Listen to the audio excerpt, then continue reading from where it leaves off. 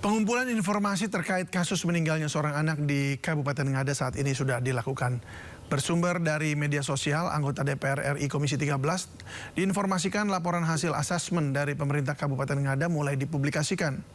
Dari pengumpulan informasi didapat fakta dan data mengenai korban dan keluarga korban, di mana disoroti bahwa kasus ini tak terlepas dari persoalan kemiskinan mendasar yang diperparah oleh data yang tidak akurat dan tidak terintegrasi. Dari hasil pengumpulan data diketahui suami ibu korban merantau ke Kalimantan sejak 10 tahun lalu dan tidak pernah memberikan nafkah. Sehari-hari ibu korban bekerja sebagai buruh tani dan pekerja serabutan dengan penghasilan Rp50.000 per hari dan dalam satu minggu hanya bekerja 1-2 hari.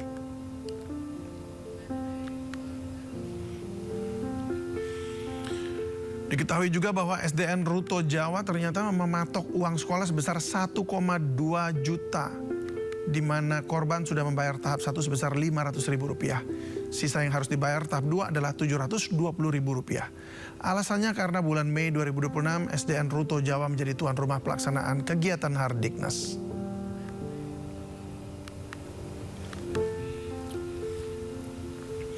Keluarga korban sebenarnya menjadi penerima BLTS Kesra sebesar Rp300.000 per bulan dengan total Rp900.000. Namun bantuan tersebut sebelumnya tidak dapat dicairkan terkendala dokumen kependudukan yang belum sinkron dengan domisili yang bersangkutan. Pasca peristiwa saat ini proses dokumen pengajuan bantuan sosial sudah selesai dibantu pemerintah daerah.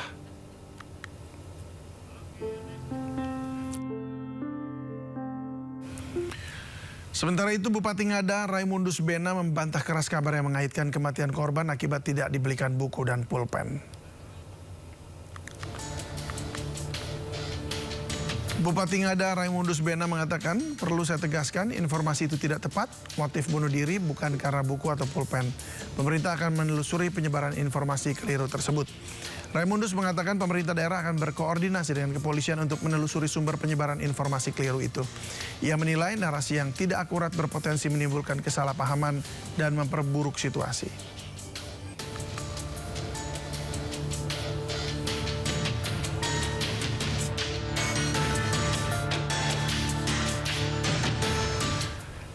Kematian bocah SD yang mengakhiri hidupnya di Ngada meninggalkan duka mendalam bagi keluarga. Sang ibu pun bercerita tentang momen terakhir sebelum sang anak memutuskan mengakhiri hidupnya.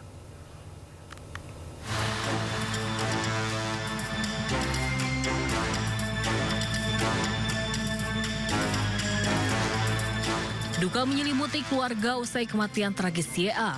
Bocah SD yang mengakhiri hidup di pohon cengkeh belakang rumah neneknya di Ngada, Nusa Tenggara Timur.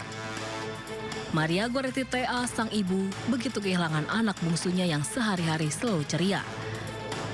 Di hari kejadian, menurut Maria, YA mengeluh pusing tak mau berangkat sekolah. Namun khawatir tertinggal pelajaran, sang ibu memintanya tetap masuk sekolah dan mengantar dengan ojek. Tak disangka, siang harinya Maria menerima kabar duka anaknya telah tewas. Pagi itu mengantar ke sekolah, setelah ke sekolah, dia bilang, "Ama, saya terima ke sekolah, saya kepala pusing."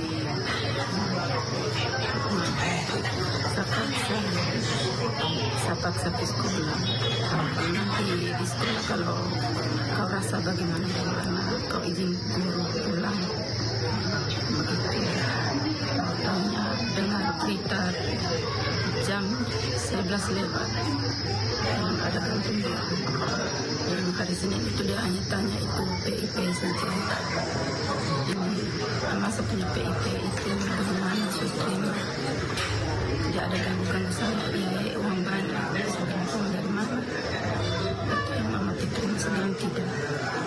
Itu PIP belum terima, saya minta keterangan dulu dari desa, baru saya kembali ke atas. Sampai kembali ke atas. Mau begitu, masa punya uang sekolah belum lunas. Ya kalau tahap pertama itu sudah lunas.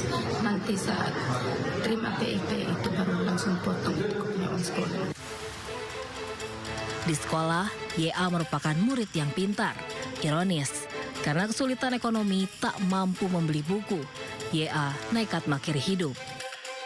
Sejak ayahnya yang merantau ke Kalimantan tak kunjung pulang, bungsu dari 5 saudara ini kerap membantu neneknya berjualan sayur, ubi, dan kayu bakar.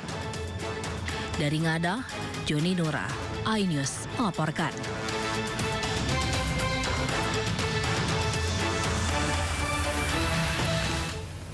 Gubernur NTT Emmanuel Melkiades Lakalena menyampaikan rasa kecewanya terhadap pejabat daerah di Ngada NTT yang gagal mendeteksi kemiskinan. Dia meminta seluruh perangkat pemerintahan daerah segera meminta maaf kepada keluarga korban. Untuk itu saya minta kita semua ada di tempat ini, para pejabat-pejabat daerah, saya juga harus kritik diri saya sendiri. Kayak begini cukup sebenarnya yang terakhir sudah nih. Dan jangan kira kepala-kepala daerah atau kepala daerah, sekda-sekda ini merasa ini persoalan biasa. Ini pas sekda pas ada ini. Tadi malam saya cek terakhir, belum ada Pemda Ngada datang mewakili pergi menyampaikan berduka pada ini keluarga korban. Kan gila nih model gini. Nggak boleh begitu Pak Sekda, nggak boleh. Kirim orang secara resmi dari Pemda Ngada, itu kita gagal sebagai pemerintah. Tadi malam saya masih cek belum ada tuh Pemda Ngada turun secara resmi ya. Itu nggak boleh itu. Sebagai pemerintah kita gagal urus warga negara kalau model begini. Malu saya sebagai gubernur model ini. Masa ada warga negara mati hanya karena model begini. Tapi kan itu bukan urusan pemerintah provinsi. Kita gagal Pak Sekda. Turunkan orang, malu kita sebagai pemerintah model begini. Ada warga kita mati hanya karena model begini. Harus ke sana. Kuburannya tidak boleh pakai tanah. Kuburkan dia dengan layak. Kita harus seperti Mother Teresa itu loh. Dia pun mati sebagai manusia. Nggak boleh model begini. Malu saya sebagai gubernur model begini. Jangan ada model-model gini kejadian ini. Besok ada lagi model begini Pak, saya tuntut orang-orangnya. Kalaupun saya salah, saya siap dituntut. Kesalahan itu ada di mana, siap dia dituntut untuk itu. Masa ada warga negara mati hanya karena model begini. Guna apa kita punya perangkat itu PKH, perangkat sosial segala macam, uang ngalir triliunan ke NTT urusan orang miskin. Masih ada yang mati urusan begini nih. Nggak boleh Pak Sekda, ini nggak boleh nih. Mungkin karena sudah banyak orang mati model begini, pemerintah jadinya agak abai gitu. Agak kaget juga saya. Ini cukup, ini yang terakhir.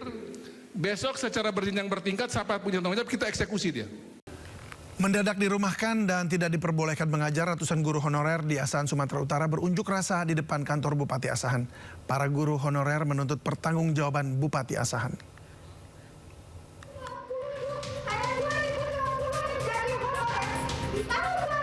Guru muda asal Asahan Sumatera Utara ini tak kuasa menahan emosinya saat berunjuk rasa di kantor Bupati Asahan. Hal yang sama dilakukan rekan sejawatnya. Bukan tanpa alasan, para guru honorer SD dan SMP se-Asahan ini melakukan unjuk rasa. Pasalnya secara mendadak mereka dirumahkan. Alasannya data para guru honorer ini telah dihapus dari data pokok pendidikan atau Dapodik, sehingga mereka tidak diperbolehkan kembali mengajar.